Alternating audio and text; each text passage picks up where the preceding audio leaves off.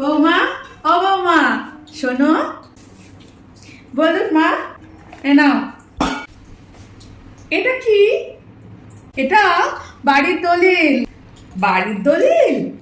তা মা, এটা আপনার ছেলের নামে না দিয়ে আমার নামে দিলেন যে? তোমাকেই আমি যোগ্য মনে করলাম, তাই তোমাকে দিলাম। আমার ছেলেটা তো একটু বোকাশোকা, তা তুমি চালাক চতুর, ভাবলাম তুমি এই সম্পত্তির ভালো দেখভাল করতে পারবে, তাই তোমাকে দিলাম। আচ্ছা মা, ওই মাঠের জমিটা আর আমাদের যে ওই খালপাড়ে ধরা আর একটা বাড়ি ছিল সেটারও? হ্যাঁ হ্যাঁ, মাঠের জমি ওই বাড়ির সবই তোমার নামে করে দিয়েছি। তুমি সবকিছু গুছিয়ে গেছে রেখো বৌমা, বুঝলে তো?